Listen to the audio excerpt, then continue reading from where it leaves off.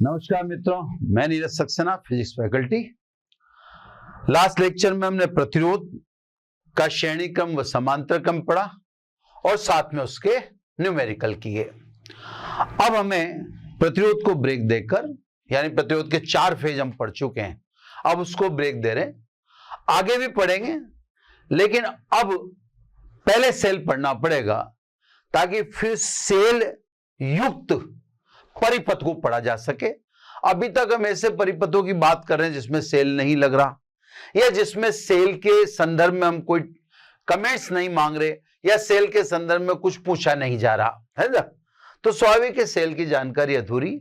तो सब सेल अब हम इस लेक्चर में पढ़ेंगे।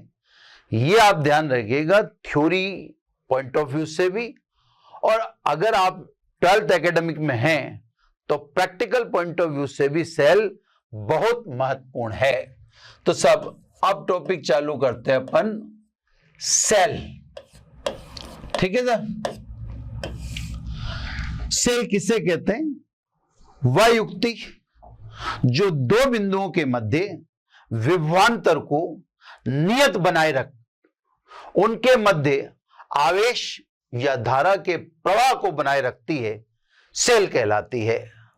अन्य शब्दों में कहें तो यह रासायनिक ऊर्जा का विद्युत ऊर्जा में रूपांतर करने की एक युक्ति है। ठीक है ना। सेल दो प्रकार के होते हैं।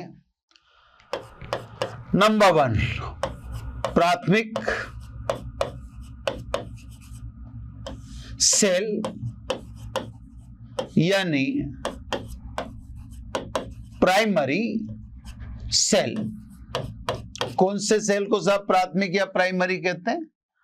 वह सेल जिनके अपघट्य में होने वाली रासायनिक अभिक्रियाएं अनुत्क्रमणीय हों, इरिवर्सिबल हों, यानी ऐसे सेल को पुनः आवेशित यानी रिचार्ज न किया जा सके, वो सेल कहलाते हैं प्राथमिक सेल। इनमें रासायनिक ऊर्जा को केवल विद्युत ऊर्जा में रूपांतरित कर सकते हैं, उसका उल्टा पॉसिबल नहीं है। इसीलिए अपन ने कहा कि वे सेल जिनके अपघट्य में होने वाली रासायनिक अभिक्रियाएं अनुत्क्रमणीय हों, अर्थात जिन्हें पुनः आवेशित यानी रिचार्ज न किया जा सके, वह सेल प्राथमिक सेल कहलाते हैं। कुछ उदाहरण है साहब प्राथमिक सेल में कौन कौन सा है? तो प्राथमिक सेल में एक तो है डेनियल सेल। ये थोड़ा सा मैं आपको प्रैक्टिकल पॉइंट ऑफ व्यू से समझा रहा हूं। डेनियल सेल आपको लेबोरेटरी में मिलेगा, तो इसका पात्र तांबे का होता है। इसका विद्युत वाहक बल 1.08 वोल्ट फिक्स होता है ना। इसमें कोई किसी प्रकार का दोष नहीं है, इसलिए इस सेल को स्टैंडर्ड यानी मानक सेल कहते हैं। उसका एक रीजन यह है कि इस सेल का विद्युत वाहक बल समय के सापेक्ष नियत बना रहता है। यह दोष रहित सेल है, यानी किसी प्रकार का इसमें दोष नहीं है। दूसरा सेल लैक्लांशी सेल है। यह भी प्राथमिक सेल का ही उदाहरण है ना। लैक्लांशी सेल को आप सूखे सेल के रूप में भी देखते हैं, तो सूखा सेल भी आप बोल सकते हैं, है ना। लैक्लांशी सेल प्लास्टिक के पात्र में मिलेगा। इसके अंदर दोष होता है, इस दोष को अपन कहते हैं ध्रुवण दोष। मानक सेल यानी डेनियल सेल में कोई दोष नहीं होता। डेनियल सेल को तो अपन मानक सेल बोलते हैं, लेकिन लैक्लांशी सेल दोष युक्त सेल है।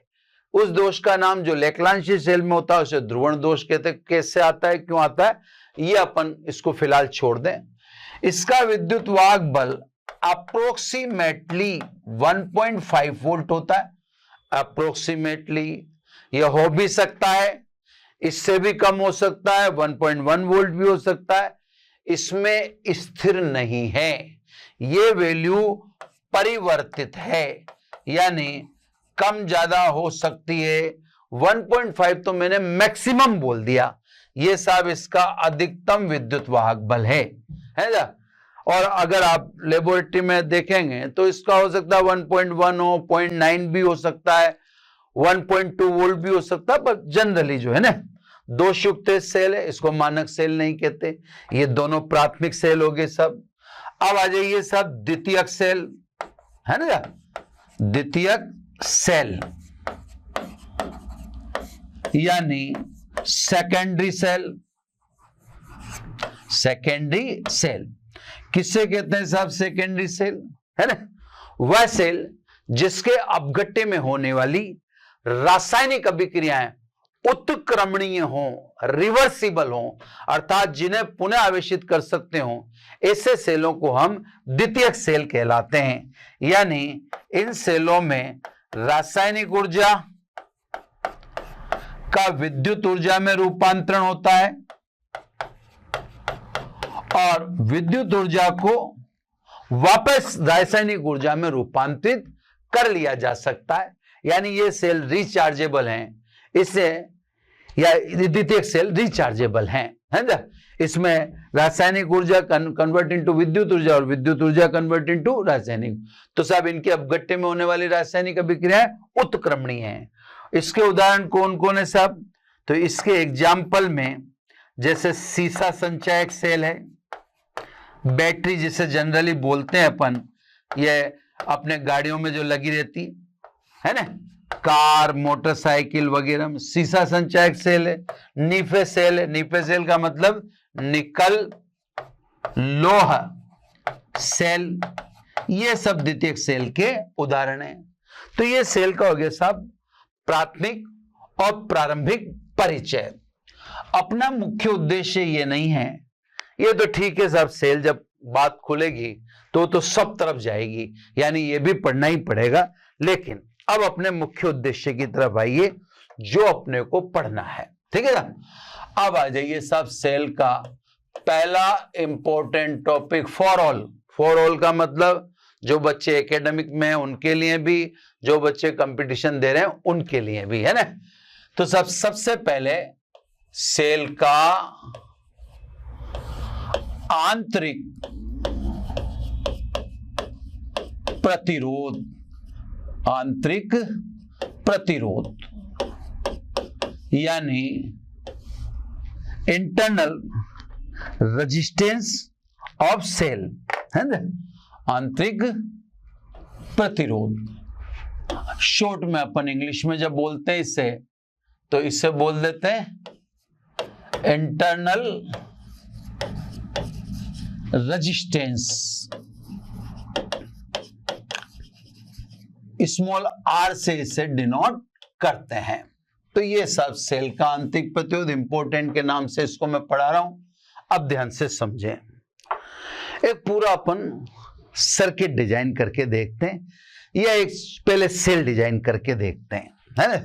जिस सब में यह आपके सामने एक बड़े से पात्र में लैक्लांशी सेल बना देता हूं।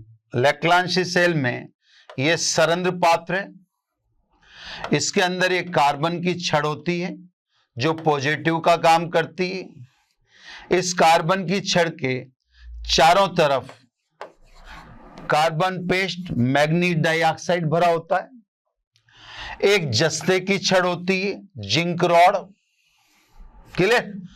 जिंक रॉड सदैव नेगेटिव का काम करती है अपने लिए ना। इसमें क्योंकि मैं लैक्लांशी सेल बता रहा हूं, तो इसमें अपघट्य के रूप में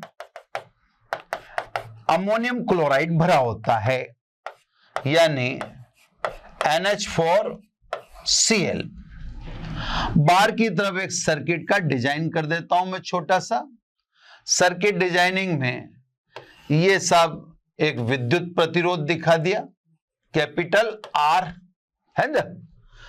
ये एक की दिखा दी, ऑन करेंगे तो इसमें बिंदु लगा देंगे, ऑफ रहेगी तो बिंदु नहीं लगा दिखेगा। ये सब की लगा दी, है ना।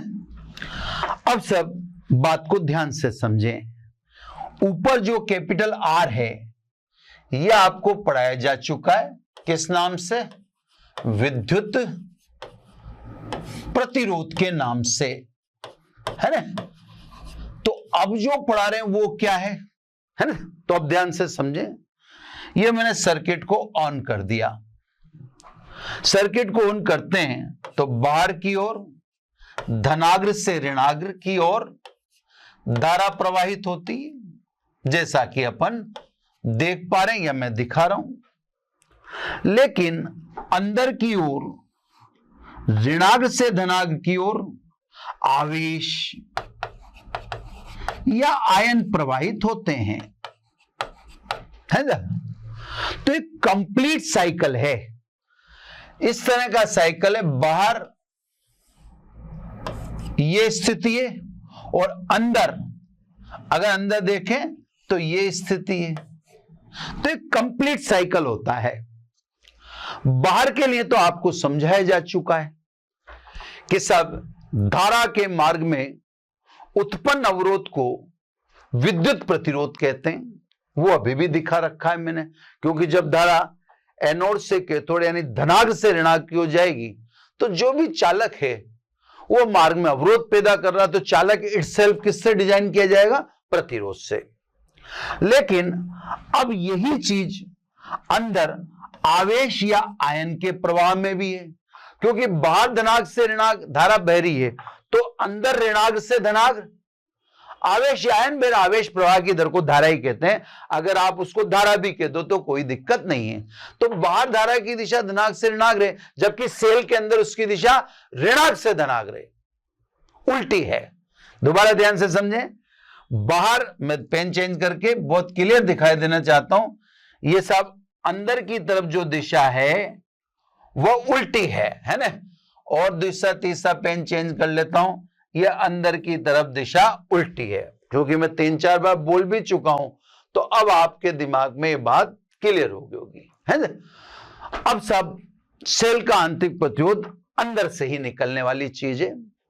तो जब सेल वर्किंग में होता है तो बाहर की तरफ तो धारा का प्रवाह धनाग्र से ऋणाग्र हो रहा है, जबकि सेल के अंदर अपघट्य में आवेश आयन या धारा ऋणाग्र से धनाग्र प्रवाहित हो रही है। सेल के अंदर आयन ऑब्लिक आवेश ऑब्लिक धारा के प्रवाह में अपघट्य द्वारा उत्पन्न अवरोध को सेल का आंतरिक प्रतिरोध कहते हैं। सेल के अंदर आयन ऑब्लिक आवेश ऑब्लिक धारा के प्रवाह में अपघट्य द्वारा उत्पन्न अवरोध को सेल का आंतरिक प्रतिरोध कहते हैं। ये सेल के अंदर की बात थी जो आज अपन ने उसको स्पष्ट कर दिया। अब इससे संबंधित छोटी छोटी बातें, है ना। छोटी छोटी बातों में पहली बात ए, सेल का आंतरिक प्रतिरोध सदैव विद्युत प्रतिरोध के श्रेणी क्रम में होता है। इसलिए आप सेल के आंतरिक प्रतिरोध को इलेक्ट्रोडों के बीच दर्शाने के आप इलेक्ट्रोड के बाहर दिखा देना, क्योंकि यह सदैव कैपिटल आर के साथ श्रेणी क्रम में ही रहेगा। तो सब पहली बात इंपॉर्टेंट, सेल का आंतरिक प्रतिरोध विद्युत प्रतिरोध से के साथ श्रेणी क्रम में होता है। इसलिए इसको सेल के अंदर न दिखाकर संकेत में सेल के बाहर की ओर दिखा देते हैं, क्योंकि रहेगा तो अभी भी ये श्रेणी क्रम में। अगली बात, सेल का आंतरिक प्रतिरोध, इसमें साहब एक बात यह है, आदर्श सेल का आंतरिक प्रतिरोध हमने 0 मान रखा है। अब यह बात इसलिए कह रहा हूं कि अभी तक हमने इतनी बार सेल लगाया तो हमने विद्युत वाहक बल जैसी कोई बात नहीं की या आंतरिक प्रतिरोध जैसी कोई बात नहीं की। इसका मतलब यह हुआ कि अभी तक हम जितनी बार भी सेल यूज कर रहे थे तो आंतरिक प्रतिरोध को क्या मान रहे थे? न के बराबर मान रहे थे। तो साहब आदर्श सेल का आंतरिक प्रतिरोध नगण्य माना जाता है। वास्तविकता में यह संभव नहीं, कुछ न कुछ तो अवरोध होगा। लेकिन अभी तक के जो रिप्रेजेंटेशन थे हमारे, उनमें हम क्या मान रहे थे? नगण्य मान रहे थे। सी, है ना। सी में सब सेल का आंतरिक प्रतिरोध कई सारी बातों पर निर्भर करता है, जैसे इंपॉर्टेंट है साहब पूरी बात, जैसे नंबर 1 इलेक्ट्रोड की प्रकृति व अपघट्य की सांद्रता। इलेक्ट्रोड की प्रकृति, इलेक्ट्रोड किसके बने, जैसे कार्बन का है, ये जस्ते का है। अगर मान लो आप डेनियल सेल लेते तो वहां धनाग्र कॉपर का होता है और ऋणाग्र जस्ते का ही होता है। तो अलग अलग सेल में इलेक्ट्रोड अलग अलग पदार्थ के। तो नंबर 1 सेल का आंतरिक प्रतिरोध स्मॉल आर इलेक्ट्रोड की प्रकृति व अपघट्य की सांद्रता पर निर्भर करता है। नंबर 2 सेल का आंतरिक प्रतिरोध अपघट्य में डूबे हुए इलेक्ट्रोड के क्षेत्रफल पर भी निर्भर करता है। अब जैसे अभी देखें तो इतना क्षेत्रफल इन इलेक्ट्रोड का अपघट्य में डूब रहा है। आप अपघट्य कम ज्यादा करेंगे, यानी अपघट्य की मात्रा घटाएंगे सॉल्यूशन की, तो डूबा हुआ क्षेत्रफल कम हो जाएगा, और अपघट्य की मात्रा बढ़ा देंगे यानी सॉल्यूशन बढ़ा देंगे तो डूबा हुआ क्षेत्रफल बढ़ जाएगा। तो साहब अपघट्य में इलेक्ट्रोड के डूबे हुए क्षेत्रफल पर भी सेल का आंतरिक प्रतिरोध निर्भर करता है। तीसरी बात, सेल के दोष, जैसे अपन ने पढ़ा है लेक्लांशी सेल में ध्रुवण का दोष होता है, तो सेल के दोष पर भी आंतरिक प्रतिरोध निर्भर करता है। नंबर 4 सेल का आंतरिक प्रतिरोध इलेक्ट्रोडों के मध्य दूरी पर भी निर्भर करता है कि इलेक्ट्रोड के मध्य दूरी कम है या ज्यादा। और नंबर 5 को आप इंपॉर्टेंट इसलिए लगा लें क्योंकि आप लैब में जाएंगे तो आपको सेल दे दिया जाएगा, प्राथमिक यानी लेक्लांशी सेल दे दिया जाएगा, और आपसे कहा जाएगा इसका आंतरिक प्रतिरोध कैलकुलेट करिए, आंतरिक प्रतिरोध की 2-3 रीडिंग लेके आइए। अब आप आंतरिक प्रतिरोध के 2-3 जितनी भी बार रीडिंग लेंगे तो आप देखेंगे आंतरिक प्रतिरोध का हर बार मान अलग अलग आएगा। जब हर बार मान अलग अलग आएगा तो आपसे एक्सटर्नल ये जरूर पूछेगा कि भाई एक ही सेल आपको दिया है तो उसके आंतरिक प्रतिरोध अलग अलग क्यों आ रहे हैं। तो आप उस समय ये जवाब दे देना, सेल का आंतरिक प्रतिरोध सेल से ली गई धारा पर भी निर्भर करता है। तो ये एक जवाब दे देना, बाकी औरों को तो खोलने से कोई मतलब नहीं है। तो ये सब सेल के संदर्भ में एक विशेष बात, सेल का आंतरिक प्रतिरोध। क्लियर होगी बात। अब आ जाओ सब सेल के संदर्भ में दूसरी बात है ना। सेल के संदर्भ में दूसरी बात है सेल का विद्युत वाहक बल है ना, शॉर्ट में इसे लिखते हैं वी वा और ब। अंग्रेजी में इसको बोलते हैं इलेक्ट्रो मोटिव फोर्स यानी EMF। रिप्रेजेंटेशन इसका करते हैं कैपिटल E से, जो आज के बाद अब आपको हमेशा करना है। सेल का आंतरिक प्रतिरोध खत्म हो गए सब, उससे संबंधित जो भी बातें थी आपको बता दी जा चुकी हैं। अब आप सेल से संबंधित दूसरी महत्वपूर्ण चीज पढ़ रहे हैं, सेल का विद्युत वाहक बल। इससे पहले हमने इसकी कभी भी चर्चा नहीं की, यह हमारी चर्चा में आया ही नहीं। इसीलिए मैंने यहां पे कहा था आदर्श सेल का आंतरिक प्रतिरोध हम 0 मानते हैं। जब आदर्श के सेल का आंतरिक प्रतिरोध 0 मान लोगे तो फिर विद्युत वाहक बल चर्चा में नहीं आ पाएगा, वो मैं भी आपको दिखा दूंगा। विद्युत वाहक बल देखने में तो लगता है ये कोई बल होगा, वास्तव में इसका नोमेनक्लेचर यही समझकर किया, क्योंकि ये वह चीज है जिसे चालक के सिरों पर लगा दो तो चालक के अंदर मुक्त इलेक्ट्रॉन एक से दूसरे की सिरे की ओर प्रवाहित होने लग जाते हैं। तो सब इसका उपयोग करने पर, यानी विद्युत वाहक बल का उपयोग करने पर इलेक्ट्रॉन एक से दूसरे सिरे की ओर प्रवाहित हों तो स्वाभाविक रूप से देखने वाले को यही लगेगा कि उसने चालक के सिरों पर एक प्रकार का बल आरोपित किया है, क्योंकि इलेक्ट्रॉन इसके आरोपित करने से एक सिरे से दूसरे सिरे की ओर जा रहे हैं।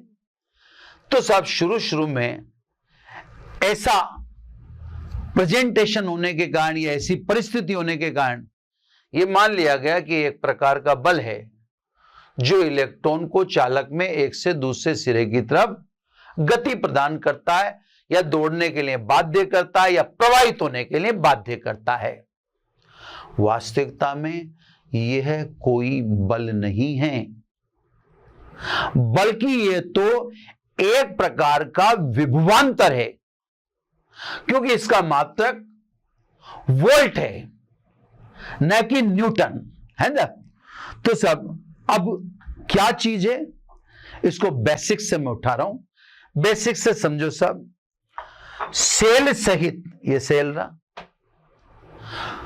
संपूर्ण बाह्य परिपथ में चले एकांक धनावेश को प्रवाहित करने के लिए किया गया कार्य या दी गई ऊर्जा को विद्युत वाहक बल कहते हैं। मेरी बात को और ध्यान से सुनिएगा, है ना। बहुत इंपॉर्टेंट चीजें पढ़ रहे हैं आप इस समय, मैं इसको भी इंपॉर्टेंट लगा देता हूं, है ना। एकांक धनावेश को सेल सहित संपूर्ण बाह्य परिपथ में चलाने के लिए या प्रवाहित करने के लिए किया गया कार्य या दी गई ऊर्जा को सेल का विद्युत वाहक बल कहते हैं।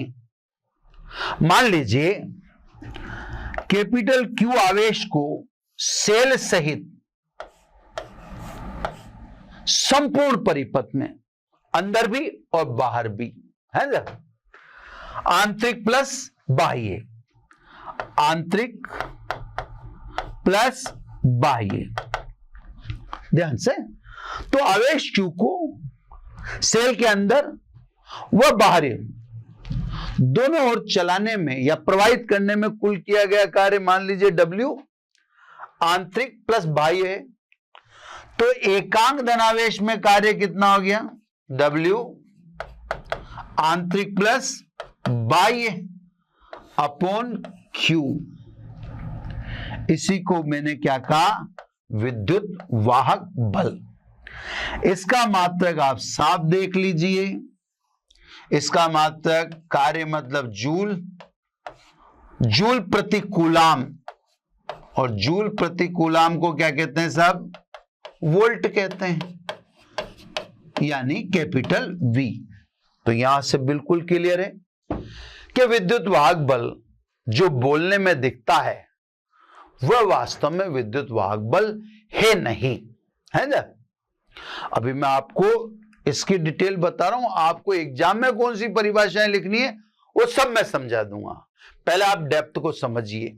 चलो सब, अब ये विद्युत वाहक बल है, तो फिर ओम जो टर्मिनलों के बाहर विभवांतर बताते हैं V बराबर IR से, फिर वो क्या है साहब, ये तो ठीक है, ये तो सेल सहित संपूर्ण बाह्य परिपथ में एकांक धनावेश को प्रवाहित करने में किया गया कार्य है। तो फिर हम ओम के नियम में V बराबर IR किसे कहते हैं, यानी विभवांतर किसे कहते हैं।